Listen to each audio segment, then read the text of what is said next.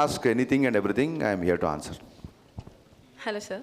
Sir social మీడియాలో చాలా negative troll అవుతుంది, but you look so cool and happy. How you are handling that? See, first of all, how to answer,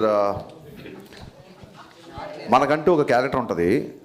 అది irrespective of praise or criticism character ఒకేలా ఉండాలి. బేసిక్గా Gabbar సింగ్లో dialogue ఉంటుంది,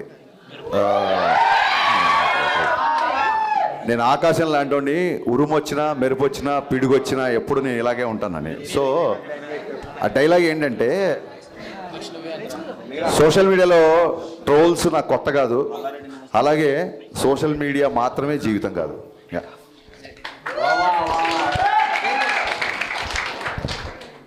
మిరపకాయ release ఎప్పుడు?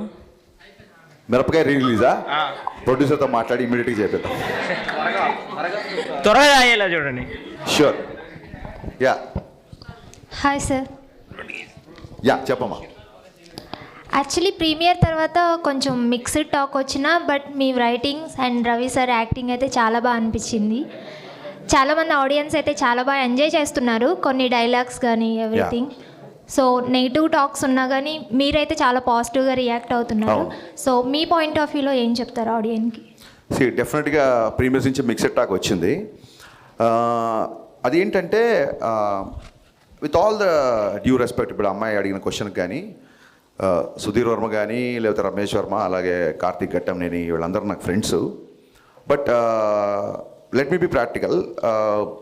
గతంలో రామారావు అండ్ డ్యూటీ కానీ, రావణాసుర కానీ, కిలాడి కానీ, ఈగిల్ కానీ ఇవి కూడా కొంచెం డిసప్పాయింట్ చేసాయి. బట్ ఆ డైరెక్టర్ల మీద లేని అటాక్ నా మీద ఉంది. ఎందుకంటే I can easily sense there are some personal agendas. కొంతమంది, అంతమంది అని చెప్పను, కొంతమంది. అట్ ది సేమ్ టైమ్ ఎందుకు డైలాగులు మీకు గుర్తున్నాయంటే, ఈ ఎవరైతే అటాక్ చేసి ఎవరైతే నెగిటివ్ స్ప్రెడ్ చేస్తున్నారో they are conveniently criticizing. There is a difference between constructive criticism and convenient criticism. So ఏదో డ్యాన్స్ మూమెంట్లో ఒక జేబులో పాకెట్ల గురించి మాట్లాడుతున్నారు, బట్ కట్నం తీసుకొని కాపురం చేసే మగవాడు చేస్తే మగవాడు వ్యభిచారం చేసినట్టు డైలాగ్ రాశాను. దాన్ని కన్వీనియంట్గా పక్కన పెట్టేశారు, ఎందుకంటే మంచి డైలాగ్ కదా. అమ్మాయిలందరికీ విపరీతంగా నచ్చిన, చాలామంది కాల్ చేశారు. ఆ డైలాగ్ చాలా మంచి డైలాగ్. అలాగే హీరోయిన్ ఎప్పుడైతే నువ్వు నా వెనకాల పడ్డా నాకు ఇబ్బందిగా ఉంది అంటుందో, అప్పుడు హీరో 2 చేతులు పెట్టి దండం పెట్టి, మీకు నా ప్రేమ అర్థమయ్యేంత వరకు ఇంకా నేను మీ జోలికి రాను అంటాడు. అబ్బాయిలందరికీ కూడా ఒక అమ్మాయి ఎప్పుడైతే పింక్ సినిమాలు చెప్పినట్టు ఒక అమ్మాయి ఎప్పుడైతే నో అని చెప్పిందో ఆ నోని రెస్పెక్ట్ చేయాలి మనం. సో ఆ థాట్ నుంచి వచ్చిన డైలాగ్ అది. సో దీని గురించి కూడా ఎవరు మాట్లాడరు, ఎవరైతే నెగిటివ్ స్ప్రెడ్ చేద్దాం అనుకున్నారు. సో ఎన్నో మంచి డైలాగులు, ఎన్నో మంచి విషయాలు సినిమాలో ఉన్నప్పుడు దాన్ని కన్వీనియంట్గా పక్కన పెట్టి, కన్స్ట్రక్టివ్ని పక్కన పెట్టి కన్వీనియంట్ క్రిటిసిజం చేసిన వాళ్ళ గురించి మనం పెద్దగా పట్టించుకోవాల్సిన అవసరం లేదు నా ఫీలింగ్ అంతే. యా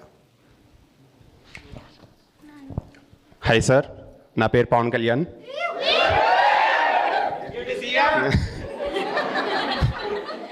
సో డిఎస్పీ క్యామియో ఉంది కదా, అది ముందు నుంచి ప్లాన్ చేస్తున్నారా లేదంటే సినిమా షూటింగ్ అప్పుడు ఫ్లో?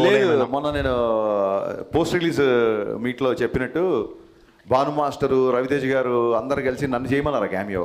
నేనేమో పక్క post production, promotions plus song shooting జరుగుతుంది. I was fully tired, I was not prepared to be on screen. ఏం చేయాలో అర్థం కాక లాస్ట్ మినిట్లో రేపు షూటింగ్ అనగా దేవిశ్రీ ప్రసాద్ గారికి కాల్ చేశాను. ఆయన షాక్ అయిపోయాడు, సార్ మరీ 1 డే ముందు చెప్తున్నారు, అసలు ఏంటి సాంగ్ ఏంటి అదేంటి. బట్ ఆల్రెడీ మిక్కీ జమేర్కి పాటలు అంటే దేవిశ్రీ గారికి కూడా బాగా ఇష్టం. He always conveyed his best regards to convey.